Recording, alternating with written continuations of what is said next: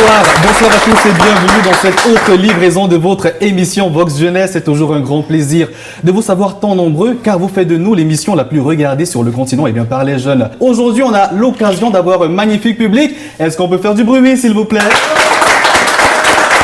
Nous sommes prêts, vous également à la maison, nous savons que vous êtes prêts.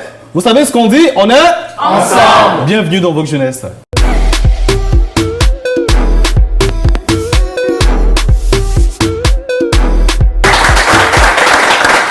C'est toujours un plaisir, très chers téléspectateurs, et vous le savez, je ne suis pas seul sur ce plateau, ils sont là. Elle est surtout là, belle, élégante et charismatique. Ariane Laporte, bonsoir et bienvenue dans Vox Jeunesse. Bonsoir Servé, merci. Très belle aujourd'hui, sincèrement. Merci. Ça me fait plaisir. J'espère que la journée s'est bien passée de ton côté. La journée s'est très bien passée. Déjà, j'étais malade la semaine dernière. Ouais. Et jusqu'ici, je pense que ça va. Je me suis bien rétablie. Et je profite de l'occasion pour dire merci et bonsoir à tous ceux qui ont eu à me laisser des messages. C'était mignon, c'était gentil de votre part. Eh bien, on se fait un plaisir de t'avoir sur ce plateau parce que tu es la touche glamour. Merci. Didier Paré, également, elle est nôtre. Lui, c'est la touche cravate. Hein. Bienvenue, Paré. On essaye de ne pas faire l'exception. C'est clair. Merci. La journée également, ça se passe bien. Heureux de retrouver Ariane. Bien sûr. Je suis heureux de retrouver tout le monde déjà. Il faut se dire qu'elle t'a beaucoup manqué la semaine dernière. C'était une place vide, hein, tu sais, c'est pas du tout fastoche. Regarde comment elle sourit quand je dis ça. Aujourd'hui, pour votre bonheur, la princesse est assise aux côtés du prince. Prince Bouguet, bienvenue dans Vox Jeunesse également. Ah, les heureux ont voulu te rattraper. Bonsoir Servé, bonsoir Paris, bonsoir Princesse Ariane. Bonsoir Prince Valère. Bon, au Palais Royal. Et merci. Bonsoir aussi aux fidèles téléspectateurs qui regardent cette émission. On va naturellement augurer cette émission avec les cahiers de l'actu. C'est après ceci.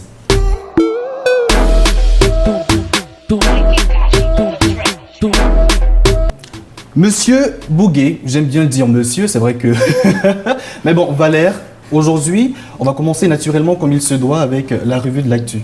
Effectivement, la revue de l'actu qui, une fois de plus, est ponctuée par des actualités très commentées par les jeunes sur les réseaux sociaux et sur le continent. On commence avec l'actualité guinéenne, qui finalement ne quitte pas les primeurs de l'actualité continentale où la CEDEAO, l'organisation sous-régionale en Afrique de l'Ouest, a connu un échec sanglant en Guinée lors d'une mission qui était portée par le président ivoirien Alassane Ouattara et le Ghanéen Nana Akufo-Addo. La CEDEAO rejetée par la jeunesse guinéenne. C'est clair. Eh bien, lorsqu'on parle forcément de Guinée, on reste toujours sur le continent africain, on prend l'avion direction le Cameroun. Effectivement, au Cameroun, où malheureusement, on continue de compter des morts dans la crise qui secoue les régions dites anglophones. Et il y a cette vidéo devenue virale sur les réseaux sociaux où un homme d'église, un prêtre catholique, dans le cérémonial d'un deuil, finalement, est sorti de ses gonds et a mis l'humanisme au devant de la scène pour crier « Stop à la guerre ». Tu nous apprends également dans le cadre de cette revue d'actualité que l'actualité est parfumée entre l'Afrique centrale et l'Afrique de l'Ouest parce qu'on va à nouveau en Afrique de l'Ouest, précisément au Mali. Au Mali, où le président français Emmanuel Macron, sur son compte Twitter, a annoncé la mort de Abou Ouarid al-Aharoui, qui était le chef de l'État islamiste dans le Sahel, une mort qui, certes, ne met pas fin au conflit, mais est un début d'espoir pour ces peuples sahéliens qui ont trop souffert depuis bientôt 10 ans. Essayons d'y aller en profondeur maintenant. Commençons réellement par la Guinée. La CEDEAO, persona non grata en Guinée, qu'est-ce qui se passe réellement? Alors, disons que la CEDEAO est une institution de plus en plus incomprise par les populations locales, c'est-à-dire. Parce que, vous savez, il y a une tradition en Guinée ou alors en Afrique de l'Ouest ces dernières 5 années de coups d'État. On a eu un coup d'État au Mali, on a un autre coup d'État en Guinée.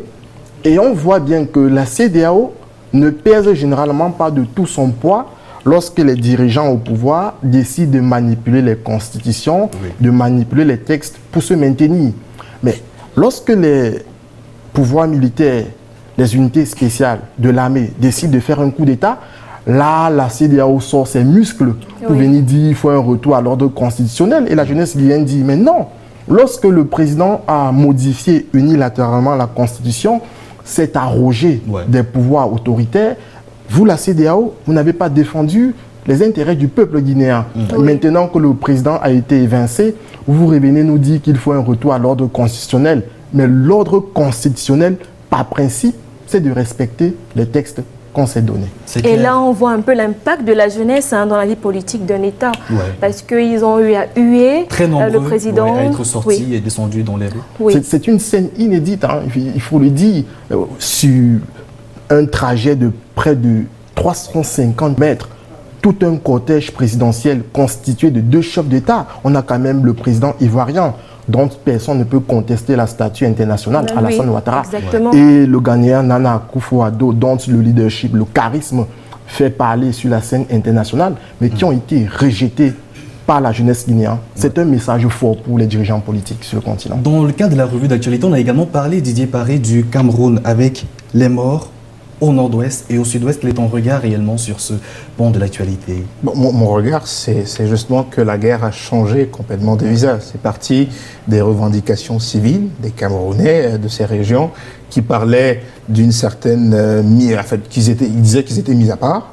Mais aujourd'hui, on se rend compte que c'est plutôt des groupes armés qui revendiquent quelque chose qu'on ne comprend plus exactement. Il s'agit d'une part du fait que les lois n'encadrent pas facilement leur mode de vie dans ces régions, ou donc, entre autres, il s'agissait aussi du fait qu'ils n'étaient pas assez représentés au niveau des structures gouvernementales, mais sauf qu'aujourd'hui, on se rend compte qu'il n'y a plus vraiment de revendications, mais c'est plutôt une guerre froide, une guerre ouverte contre le gouvernement camerounais, où ce sont des civils, leurs propres frères de ces régions-là, qui sont en train de mourir.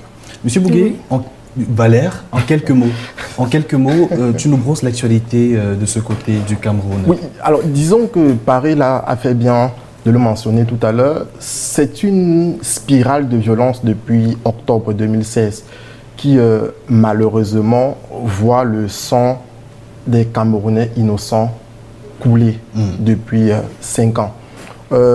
Ces dernières semaines, quand même, on a assisté à quelque chose d'inédit. Parce qu'en 2 jours, on a pu recenser, répertorier le décès d'une quinzaine de soldats. L'armée nationale, c'est un symbole très fort quand on parle de géostratégie ou bien de stratégie militaire.